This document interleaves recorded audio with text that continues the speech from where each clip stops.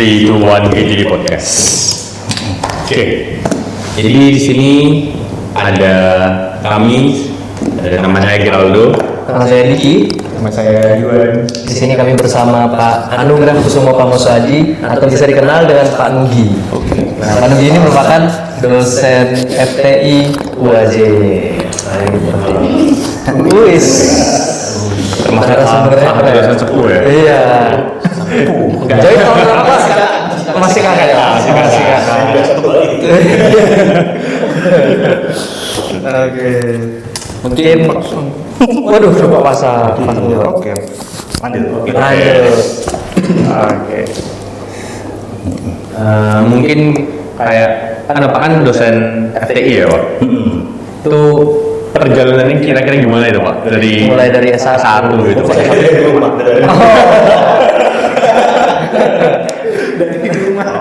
Kalau dari rumah jauh ya Pak? Ya dari S1 saya di Teknik Elektro Institut Teknologi Bandung. Oh iya. Serem ya, maksudnya biasa aja berasa. Tahun berapa Pak? Tahun 1997 saya masuk ITB. Sepuh ya? Sepuh enggak juga sebetulnya, menengah lah gitu. Terus 2003 saya masuk S2 Teknik Elektro ITB juga. Terus kemudian saya lanjut, selesai dari S2 saya lanjut ke S3 di Busan National University Teknik Mesin Korea tahun 2008. Korea apa? Selatan. Bukan utara ya. Iya. Karena nggak masuk bisa keluar Mending masuk bisa keluar, ini masuk di door. Berarti Bapak habis S1 langsung lanjut S2? Lanjut S2. Lanjut S2. Ya tentu aja ada kerjaan-kerjaan, proyekan-proyekan sampingan lah gitu ya. Tapi nggak ada berhenti, langsung lanjut. Langsung lanjut. S3 sama? S3 juga sama. Sama. Di Korea itu benar ya Pak? Kalau di Korea dengar-dengar di ini ada wajib militer juga ya Pak? Kalau saya nggak kena. Oh, Karena tapi itu ada. bukan warga negara, tapi itu ada. Itu Ada. untuk warga negara Bapak bisa Korea. lihat langsung gitu Pak? Kalau lihat langsung enggak ya, tapi kalau lihat pemuda Korea berseragam tentara wamil gitu, saya kadang-kadang ketemu gitu. Nah, gitu. Terus pas lanjut S3-nya itu gimana Pak pas di Korea? Serem Pak? Nano sebetulnya sih. Iya. Oh iya, buat yang belum tahu, bapaknya ini S3-nya beasiswa apa Pak? Beasiswa profesor sih. Profesor. Kalau beasiswa yang lain biasa profesor. Tantangannya apa Pak? Adalah ketika ada dapat beasiswa yang sifatnya dari profesor, itu biasanya tekanannya akan lebih berat daripada kalau beasiswa dari pemerintah misalnya gitu. Itu akan lebih berat. Ya. Kebetulan profesor saya itu orangnya rada unik sih sebenarnya gitu. Karena kebanyakan main fisiknya. Gitu. Berarti satu ingat main fisik ya Pak? Main fisik. Mungkin dia kelamaan wamil kali ya. Nanti dia nonton videonya Pak. Oh, semoga enggak ya. Semoga enggak. Kalau dia tonton nanti diulang lagi Pak. Kan dia Yang ngerti bahasa penting jangan Indonesia. dikasih subtitle Korea aja. Kan dia ngerti bahasa Indonesia, jadi nggak apa-apa aman. Nanti dia dibuat ini subtitle dulu. Waduh. Korea gitu. Jangan. Ngeri juga aku. Tiba-tiba agak panas di sini ya. Betul. Berarti lanjut S3, nggak lanjut sampai STLR Pak? Nggak sampai. Tapi memang menjalaninya teler juga sih. Gitu. Ngomong-ngomong sampai berapa jurnal sih Pak itu pas kemarin pas? Tentang jurnal ya, jadi ya mungkin bagi yang belum tahu sih, jadi yang namanya S3 itu sebenarnya juga S2 sih, S2 itu juga butuh syarat kelulusan itu berupa jurnal internasional gitu ya. Di S3 sama di Korea juga sama, jurnal internasional. Saya harus mempublish 3 jurnal internasional baru bisa lulus gitu. Jadi makanya saya sebenarnya kalau dibilang ada yang nanya gitu ya, saya itu lulusnya kapan gitu, saya masuk 2008, kemudian harusnya 2014 sih sebetulnya, cuman waktu itu saya karena nggak nyampe waktunya gitu, jadi saya harus melakukan apa namanya finishing terakhir itu dari Indonesia gitu, jadi saya harus korespondensi. Pas itu juga agak kerjaan juga terhambat karena saya mesti cari-cari uang juga kan gitu kan, jadi baru bisa publish 2019 jadi agak lama. Berarti wisudanya setelah publish. Sidangnya setelah publish, jadi publish 2019, saya sidang 2020 dan situ saya lulus. Pas pandemi saya ininya. Back to Korea lagi. Enggak, karena lockdown, jadi kita sidangnya online. Oh, berarti kalau misalnya nggak lockdown, berarti Bapak ke Korea? Korea. Uangnya Iya. profesor lagi. Enggak juga. Kirain kan. Kalau iya, Kan bisa dimanfaatkan. Ya mungkin bisa minta Atma Jaya barangkali. Gitu. Oh iya, Bapak bergabung di Atma Jaya sebagai dosen tahun berapa, Pak? 2015, jadi 2014 saya keluar dari Korea, kemudian saya masih ada, saya lupa, 2013 saya keluar dari Korea, kemudian saya masih nyari-nyari kerjaan gitu ya, ngajar juga ya di Tangerang gitu, kemudian saya bergabung dengan Wajaya tahun 2015, bulan Februari. Sebelumnya memang maunya memang di Wajaya aja, nggak ada sebelumnya mau ke kampus lain kah? Sebetulnya waktu itu Kan ada di UGM itu, Pak. saya tidak apply tepatnya ke UGM kemana. Apply cuma ke Atma Jaya aja. Atma Jaya. Tapi kenapa kemarin pilihannya di Tangerang gitu, Pak?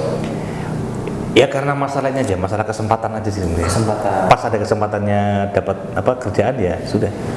Ngajar di Tangerang gitu. Gitu. Perbedaan apa? Kenapa sekarang aja di Tangerang di Unitnya sama di Atma gitu, Pak? Kira-kira perbedaan mahasiswanya itu ada nggak gitu? Di Tangerang itu saya di Universitas ini ya, Surya ya, Yohanes Surya. Pak Yohanes Surya itu yang terkenal itu. Ya beda sih karena itu univ baru ya, jadi apa, kalau Atma kan univ yang sudah 50 tahun lebih ya gitu, jadi beda ininya. Di sana masih membangun culture, kita sudah punya culture gitu ya, jadi itu bedanya di situ.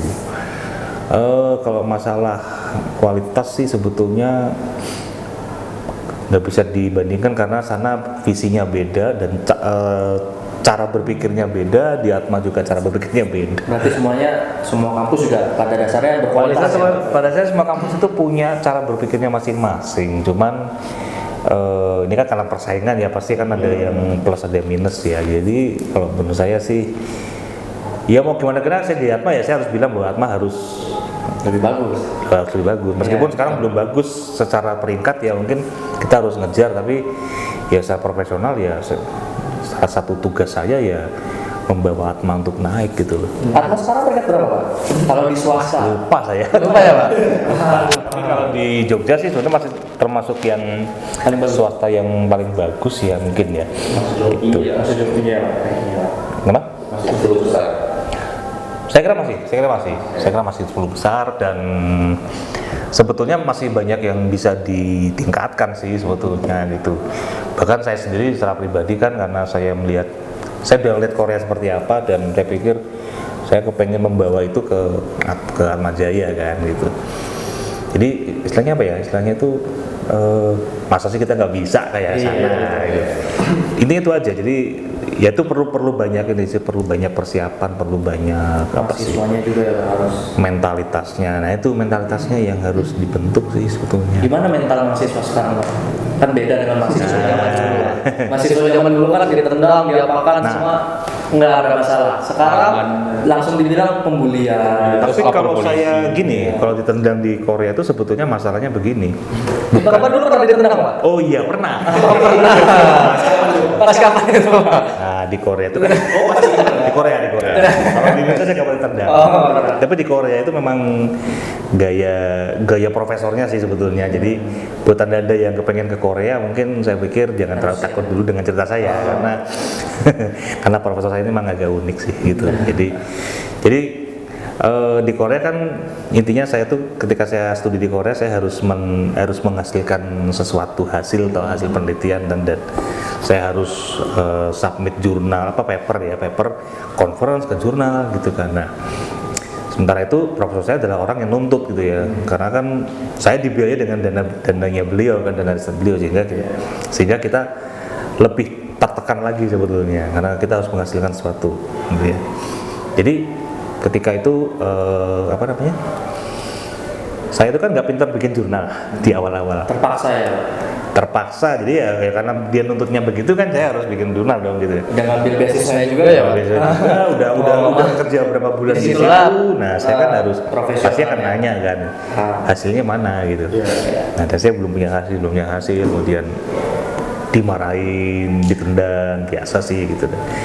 Itu ditendang gitu ya. Awalnya sih cuma sakit ya, karena nggak nyangka aja saya bakal kena tendang gitu. Tiba-tiba kena tendang sekali kena tendang 3 kali gitu. Nah, itu kan seru itu kan gitu.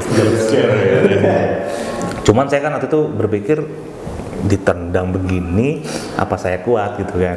Tapi masalahnya saya sudah berangkat ke Korea itu sudah dilepas banyak orang gitu, dari keluarga sampai teman-teman dekat, teman gereja segala macam melepas saya gitu. Masa sih saya balik dengan tangan hampa gitu kan, apalagi cuma gara-gara tendang gitu kan.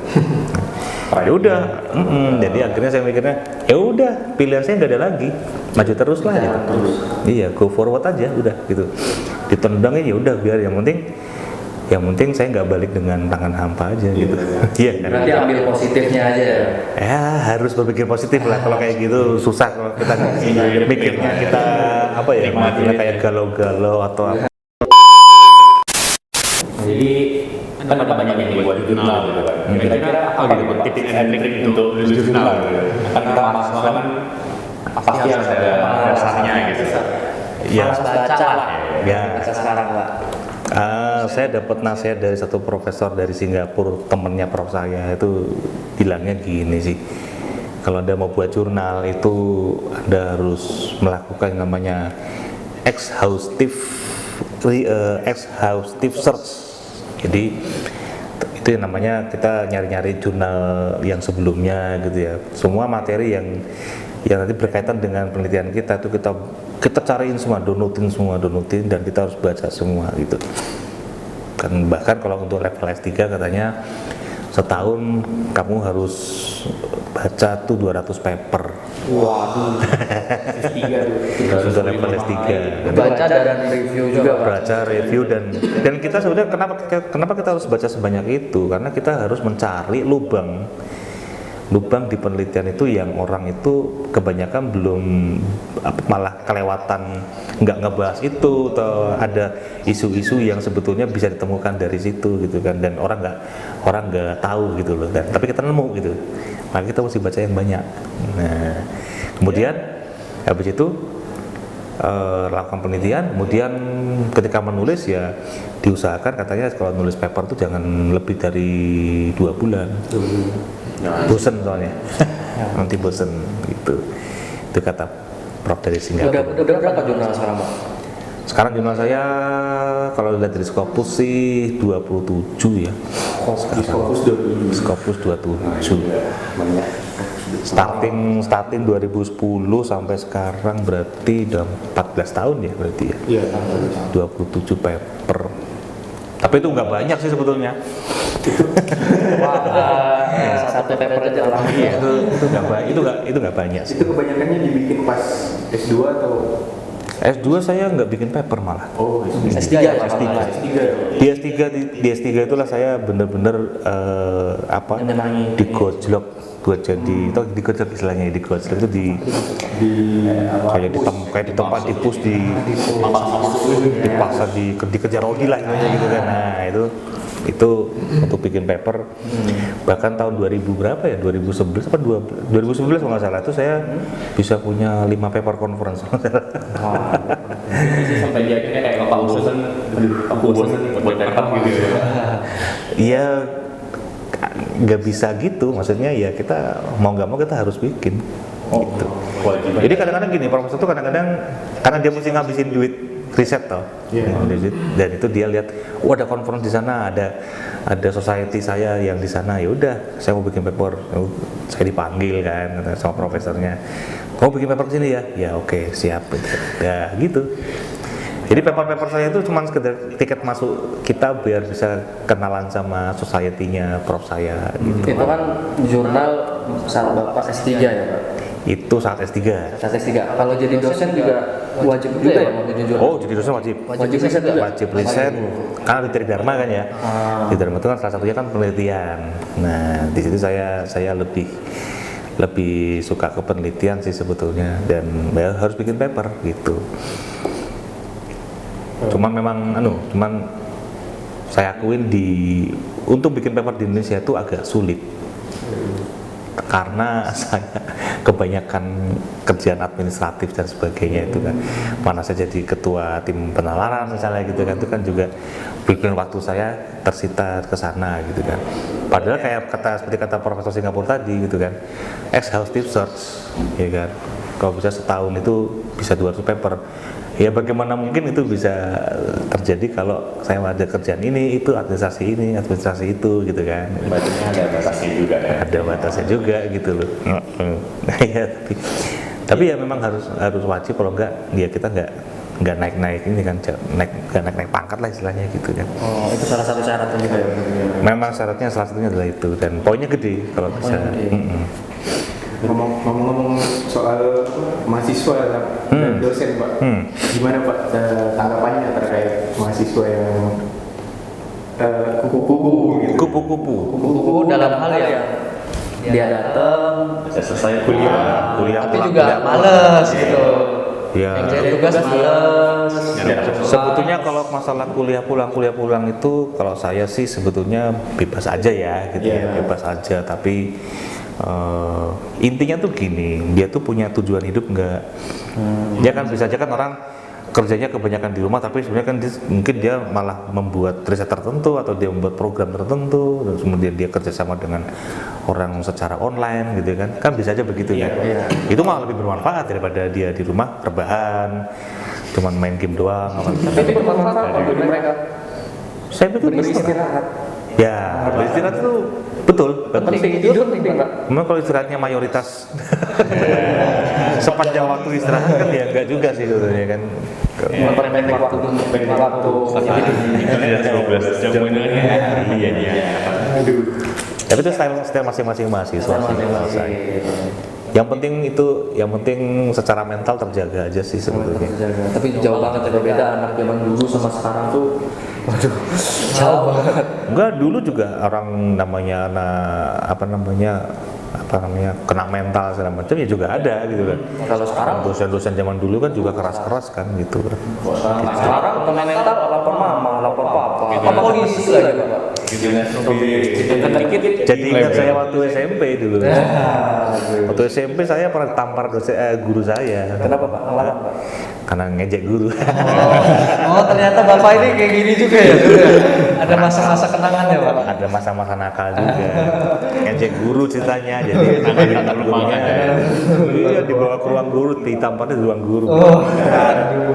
Tapi itu saya nggak berani lapor bapak saya waktu itu. Takut dimarahin juga sama aja. Tampar lagi. Itu kan dilapor juga ke orang tua? Enggak, saya nggak lapor. Gurunya? Enggak, orang tua nggak tahu. Oh nggak tahu. Iya, orang tua nggak tahu kalau saya pernah ditampar. Sampai sekarang. tapi dosennya Bapak sempat ceritain nggak? Apa ya? Ingat nggak pernah nampar aku gitu, ngasih tahu ke gurunya? Setelah lulus dari SMP saya nggak pernah ketemu lagi soalnya. Saya pindah-pindah. Iya, tempat tinggal kan. Nomaden saya tuh. Oh iya, Bapak asal mana Pak? Asal itu gini. Kita belum Saya lebih suka dibilang orang Jogja sebetulnya, meskipun sebetulnya orang tua tuh dari Solo. Tapi lahirnya pun saya di Jakarta, tapi di KTP saya lahirnya Bogor. Agak gitu, kok bisa? Iya. TK di Balikpapan. Di Kalimantan, iya. Bapak saya kan PLN. SMA di Jogja sih. SD saya di Medan, SMP itu sempat 2 tahun di Medan, setahun saya di Makassar. Pindah-pindah. Bahasa menguasai Pak? Bahasa Lebih ke Jogja ya? Lebih ke Jogja sih sebetulnya. Paling lama dari kapan? Jogja itu dari 94 saya di Jogja. 94. Jogja 94, 97 saya ke Bandung, kemudian 2008 saya ke Korea, kemudian 2013 saya balik Indonesia itu ke Tangerang, baru ke Jogja lagi tahun 2015. Berarti paling nyaman gitu ya. Kalau memang Jogja, Itulah bukti bahwa Yogyakarta adalah kota ternyaman. kota pelajar. Namanya aja daerah istimewa Yogyakarta. Emang istimewa. Memang Bos. istimewa. Apa aja juga cocok sama Bapak ya. Cocok seperti bapaknya, kota pelajar. Ini nggak mau orang Yogyakarta. Habis itu aku langsung diharui Jogja istimewa kali ya. Caranya juga nih cara. Ngomong tentang apa dosen ini, kira-kira Bapak ada niatan lagi nggak balik ke Korea jadi dosen? Oh, enggak. Apa gitu? Ternyata Pak yang senang di Korea jadi dosen. Saya mungkin tidak ya. Cukup lah buat saya gitu. Saya kepengen ke Korea tapi buat liburan sih pengennya. Kan di Korea gede Pak gajinya, Pak. Gede nggak Pak gajinya? Oh, gaji di Korea gede. Gede. Nah, tapi tentu saja dengan tuntutan yang sangat besar sih sebetulnya. Iyalah, ya, istilahnya kan apa namanya, mereka bayar lebih itu dapat apa sih mereka yang gitu kan? Ya, tetap aja sama rumusnya. Berarti tetap aja memilih pulang untuk ke Atma Jaya Pak ya. Ya, saya di Atma Jaya lah. Atma Jaya memang The best. Ya karena gini, karena secara profesional kan sebetulnya ya bisa aja kita mau pindah-pindah atau kita mau stay di satu tempat tertentu kan itu kan preferensi masing-masing ya. Tapi intinya ketika kita jadi profesional gitu ya. Jadi saya sendiri kalau berpikir apa sih sikap saya ketika jadi profesional di Atma Jaya ya saya harus kontribusi dong. Iya. Gitu. Jadi Atma Jaya harus ya kalau bisa membawa Atma Jaya sampai jadi nomor 1 di Indonesia kenapa enggak? Iya. Iya kan? Gitu kan? Seperti itu. Tapi di Singapura, di Malaysia itu kan universitas nomor 1 di mereka itu semua swasta kan? Bukan negeri kan Pak? NUS itu negeri kalau nggak salah. Nah, tapi dan anak kampus juga ada yang swasta.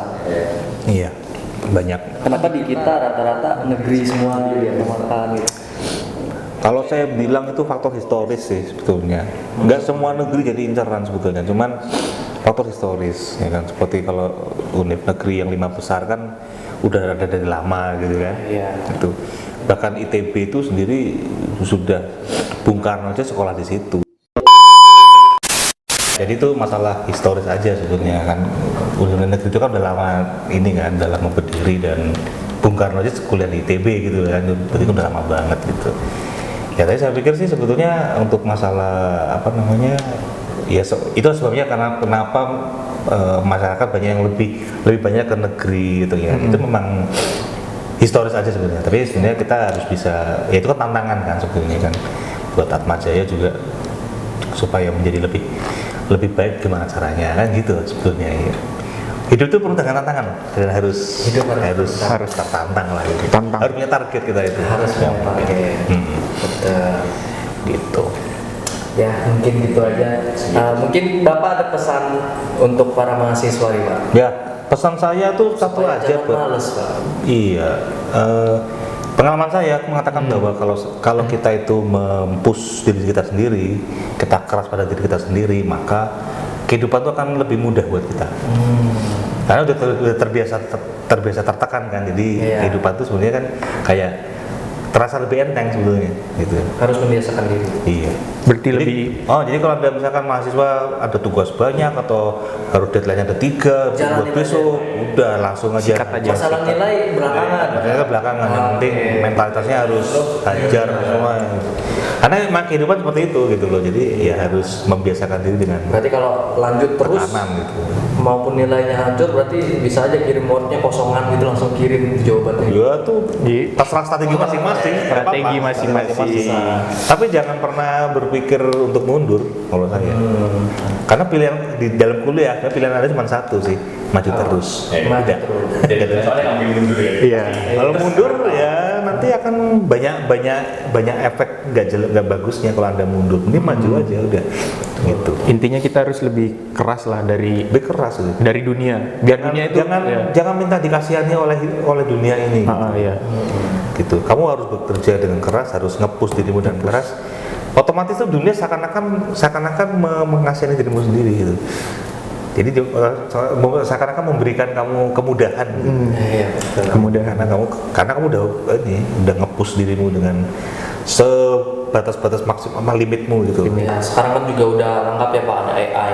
Ada AI. Mau buat proposal ada AI. Tapi AI itu hati-hati ya. AI itu dia akan lebih membuat Anda kurang kreatif gitu. Betul. Kita kayak nggak tahu apa-apa, cari aja lah. Iya.